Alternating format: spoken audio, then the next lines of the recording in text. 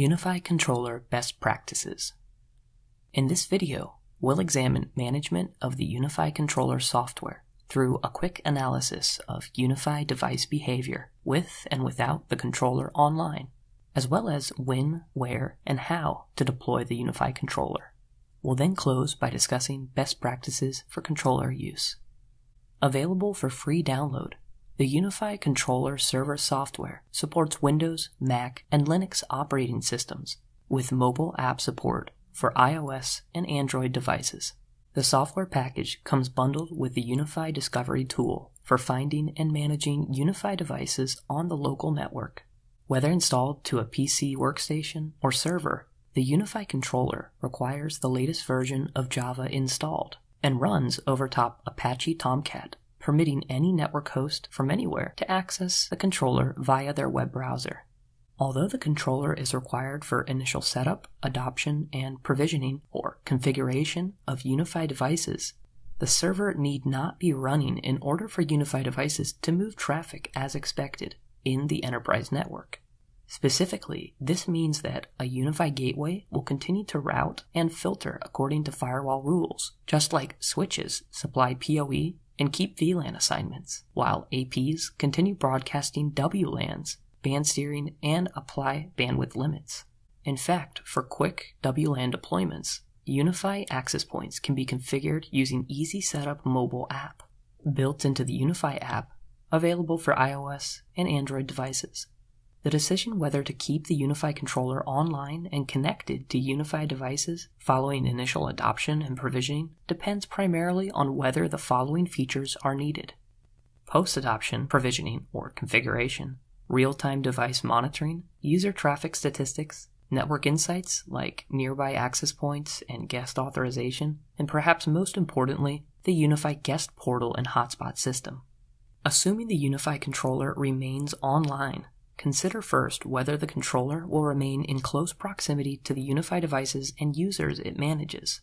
If the administrator remains on-site or the sites under management are closely concentrated within a single region, it may be a good idea to keep one or more local controllers. However, if the customer sites are scattered and/or lack proper IT personnel, it may be a good idea to keep the controller off-site, or even in the cloud, where a network admin can access from anywhere at any time. Keep in mind that an off-site controller means UniFi management and guest portal traffic must traverse the WAN, so where internet bandwidth and uptime connectivity are a concern, Ubiquiti recommends local controller management. With proximity in mind, as well as traffic requirements for the total number of devices and users on the sites under management, consider the type of controller server hardware to deploy. In the case of smaller, localized sites, the UniFi Cloud Key, or even a more powerful Linux PC server, could address the needs of the customers. Hosted server virtualization platforms like UniFi Elite Cloud reduce server maintenance requirements and ensure high reliability and uptime for enterprise networks. Although the UniFi controller itself supports a limitless number of devices and users, controller performance depends on the server hardware and amount of traffic to and from the controller. In scenarios where the controller is hosted using a third party and as the enterprise network under management grows from tens to hundreds to thousands of devices and users, simply locate and restore the backup UniFi server file to a more powerful virtual server instance. Regardless of controller setup, Ubiquiti's hybrid cloud technology allows admins to manage multiple UniFi controllers under a single common dashboard without any license costs. The dashboard shows the status of each managed controller and includes summarized data of each controller's sites, devices, and users. Built on the WebRTC protocol, the hybrid cloud enables end-to-end connectivity for remote access even in situations where the WAN IP address is dynamic or when sitting behind a double NAT firewall. To link a UniFi controller to the hybrid cloud dashboard, enter the SSO Ubiquiti account of the admin under the Cloud Access tab inside the controller settings. Among the most important recommended practices for UniFi controller management, consider the following.